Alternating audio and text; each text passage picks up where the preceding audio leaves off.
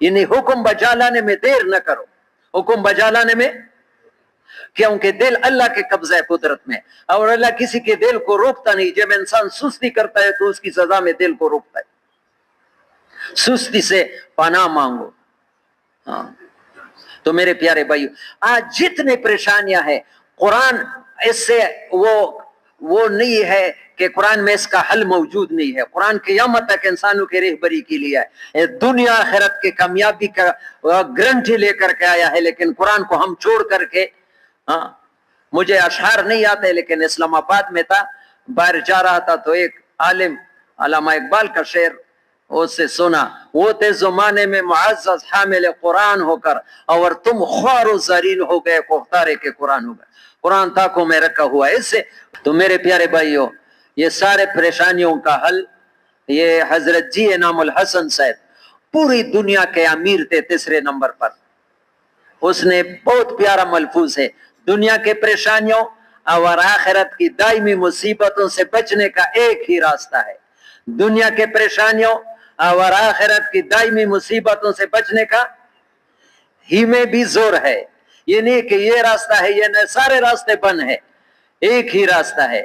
دنیا کے پریشانیوں اور آخرت کی دائمی مصیبتوں سے بچنے کا ایک ہی، کہ ایمان قوی ہو جائے، اور ایمان محنت سے قوی ہوتا ہے۔ ہم محنت دنیا کا کرتا ہے، ایمان قوی ہو جائے۔ 2.5 گھنٹے بھی تبلیغ والے نہیں دیتے، ویسے اللہ کے خود دھوکہ دیتے ہیں۔ اس لیے خدا پاک کی قسم تبلیغ والے بھی پریشان ہیں، 4 مہینے سال لگا یہ مسجدوں میں نہیں دیتے، اور خوشبو میں تبلیغ کا کام کرتا ہوں۔ امت اللہ نے پیدا کیا اس کام کے لیے۔ یہ بلف ہے، روشنی دیتا ہے گھر میں، بچہ اس کو ڈنڈے سے مرتا ہے تو بچے کو تپڑ لگتی ہے، وہ مقصد دے رہا ہے تمہارے دل میں اس کی حفاظت ہے۔ اگر یہ فیس ہو جائے تو بچہ اس پر پیشاب کرتا ہے، تمہیں غصہ نہیں ہے۔ امت اللہ نے پیدا کیا اس کام کے لیے۔ اخرجت للناس، یہ بات میں اپنے طرف سے نہیں کہتا میرے پیارے بھائیو، تفسیر عثمانی دیکھو، کنتم خیر، گویا اس امت کا وجود اس لیے ہے کہ وہ دوسروں کی خیر خواہی کرے، وہ دوسروں کے، اور جہاں تک ممکن ان کو جنت کے دروازوں پر لا کر کھڑا کر دے۔ ہماری ان پڑھ لوگوں کی جماعت، یہ سرگل، ابھی ان میں علماء پیدا ہوئے، ورنہ بالکل یہ میل میں نوکریاں کرتے تھے، کچھ بھی نہیں جانتے، نمازی بھی نہیں۔ ان کی جماعت مڈغاسکر میں گئی، ایک جماعت کے ساتھ 8,500 لوگ اسلام میں داخل ہو۔ یہ امت کے ذمہ یہ کلمہ پہنچانا تھا، ابھی جماعت جا رہی ہے۔ یہ 13 جون کو، کب جا رہی ہے؟ صبح 6 بجے۔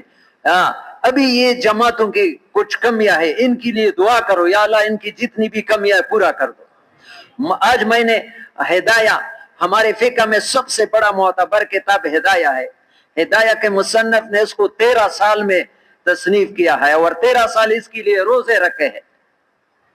حنفی مذہب میں ہدایہ سے کوئی اونچی کتاب نہیں ہے۔ اس کے شرح میں لے کے اشرف الہدایہ میں حضرت عمر رضی اللہ تعالیٰ نے عجیب بات کی، جو آدمی اللہ کے راستے میں جاتا تھا اور اس کی شادی نہیں ہوتی تھی تو شادی والے سے کہتے ہیں اپنا گھوڑا اس کو دینا ہے، وہ جا رہا ہے، تم نہیں جا سکتے تو اپنا گھوڑا اس کو دے دو۔ آج میں نے پڑھا ہے، جو نہیں جا سکتے وہ جانے والوں کو تیار کرتے تھے تاکہ کلمہ پہنچ جائے، یہ ذمہ داری ہے۔ اور میں نے بار بار یہاں حدیث، میرے پیارے بھائیو، میرا لہجہ تھوڑا سا آج میں محسوس کرتا ہوں، کیا مجھ سے معاف بھی کر دو، لیکن بات حق ہے۔ ابو داود میں حدیث ہے، نبی کی دھمکی سے ڈرنا چاہیے۔ ابو داود شریف میں صحیح حدیث ہے، ابو امامہ رضی، ایک آدمی خود بھی اللہ کے راستے میں نہیں نکلا، دوسرے جانے میں بھی ذریعہ نہیں بنا، اور ایک آدمی اللہ کے راستے میں گیا تھا، اس کے گھر کی بھی خیر خبر نہیں لی۔ میں نہیں کہتا خدا پاک کی قسم، اگر میں کہتا اللہ میرے زبان کو گنگا کر دے، اپنے نبی کی بات ہے، تو اس آدمی پر مرنے سے پہلے بڑی مصیبت ہے۔ ابھی میں یہ مجمع سوچے کہ اس 3 کاموں میں نے کون سی کام کی؟ ابھی جماعت جا رہی ہے، محمد زئی سے جماعت جا رہی ہے، شہر سے جماعت جا رہی ہے، جنگل خیل سے جماعت جا رہی ہے، چکر کوٹ سے جماعت جا رہی ہے، خٹر کالونی سے جماعت جا رہی ہے، تپی سے جماعت جا رہی ہے، سرگل سے جماعت، جرمے سے جماعت، ڈوڈے سے جماعت، ڈوڈا روڈ سے جماعت، اس طرح بلی ٹنگ سے جماعت، اس طرح توخ سے جماعت ہے، اس طرح گمبٹ سے جماعت ہے، اس طرح چورلکی وغیرہ سے 2 جماعتیں ہیں, درے سے جماعت ہے, شیخان کی جماعت تو نکل گئی, یہ ساری جماعتیں جا رہی ہیں. اس کے لیے ہم نے کیا کر دیا, ہم سے پوچھا جائے گا. اس کے لیے دعائیں بھی کریں, اور جن کے علاقوں میں ہے ان کا خیر خبر لے. یہ صحابہ کی ترتیب تھے. عبداللہ ابن عمر رضی اللہ عنہ کہتے ہیں حیات صحابہ میں کہ ایک آدمی اللہ کے راستے میں جا رہا ہے, میں اس کو گھوڑے کا وہ لاٹھی کوڑا دے دوں, خدا پاک کی قسم حدیث ہے, مجھے ایک حج نہیں کئی حجوں سے میرے نزدیک افضل ہے. نفلی عمرے کرتا ہے لیکن اللہ کے راستے میں حدیث ہے کنز المال ولا موقف ساعتا فی سبیل اللہ خیر من 50 حجہ, اللہ کے راستے میں تھوڑے سے وقت کھڑا ہونا 50 حجوں سے افضل ہے. کتنے حجوں سے؟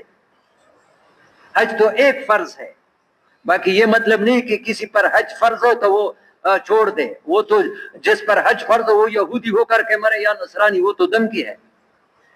لیکن بعض لوگ ہر سال حج کو جاتے ہیں لیکن تبلیغ 4 مہینے نہیں لگاتے. یہ امت میں وہ فرق مراتب نہیں ہے کہ کون سا کام ضروری ہے. نفل میں لگے ہوئے فرائض کو چھوڑ رہے اور خوش ہو رہے, یہ یقین کرو, یہ میں اب غلط بات نہیں کہتا ہوں. آج بہت سے امت نفلی کاموں میں لگے ہیں اور فرائض کو چھوڑ رہے. فرائض بہت زیادہ ضروری ہے.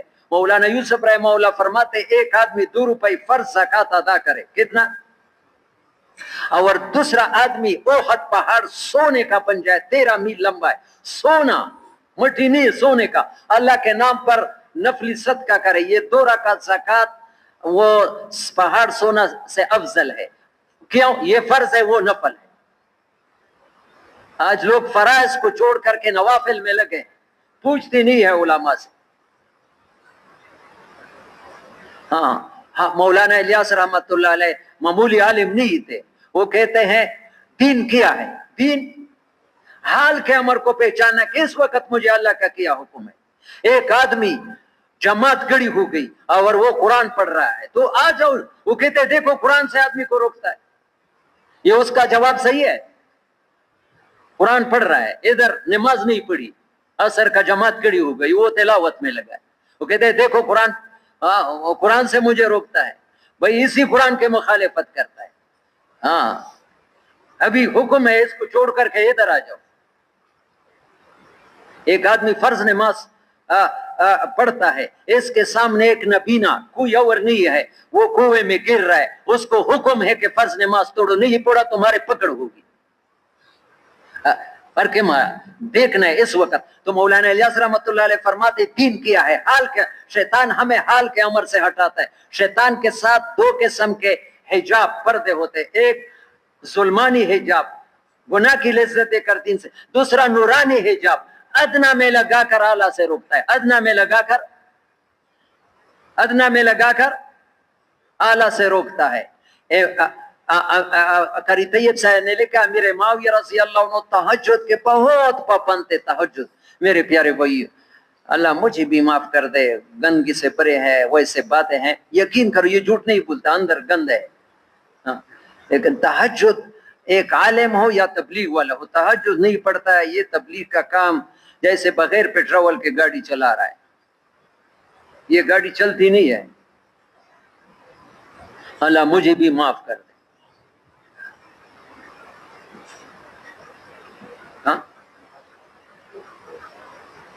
امیر معاویہ رضی اللہ تہجد کا بہت پابند تھا.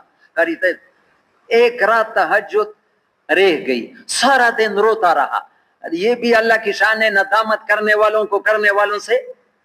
ایک آدمی سے ایک عمل چھوٹ گیا لیکن اتنا دل میں یا اللہ یہ کیا ہو گیا. جیسے تبوک کے موقع پر جو صحابہ رہتے تھے, تولوا واعینہم تفیض من الدم حزنا الا یجدوا ما ينفقون, جو اللہ کے راستے میں جا رہے تھے اور جو کسی مجبوری کی وجہ سے ان کے اسباب وہ رہتے تھے, خدا پاک کی قسم قرآن کہتے ہیں آنسو نہیں بہتے تھے, ان کی آنکھیں بہتی تھی, اتنا کہ کیوں رہ گئے. تو امیر معاویہ سارا دن روتے تھے کہ میرا تہجد چلا گیا. دوسری رات کو جب آدھی رات ہو گئی, ایک آدمی نے اٹھایا, اٹھو تہجد کی. اس نے پکڑا, تو کون ہے؟ اس نے کہا ابلیس. کون ہے؟ شیطانوں کا بڑا ابلیس. اس نے کہا ابلیس تو کیسے تہجد کے لیے اٹھا ہے؟ اس نے کہا جو کل رہ گیا تھا اتنا رونا کیا ہے کہ تہجد پر وہ نہیں ملتا جو اس رونے پر. میں نے کہا چلو تہجد پڑھے, لیکن یہ بڑا دشمن ہے. اللہ ہمیں ہماری حفاظت کرے ان سے. ایک وظیفہ بتاتا ہوں, میں خود بھی کرتا ہوں, عبد الوہاب صاحب سے سنا, جو آدمی فجر کے نماز کے بعد 10 مرتبہ سورہ اخلاص پڑھے گا, شیطان جتنا بھی زور لگائے گا ایسے گناہ نہیں کرا سکے. اور جو 10 مرتبہ اعوذ باللہ پڑھے گا, سارا دن اللہ پاک حفاظت کی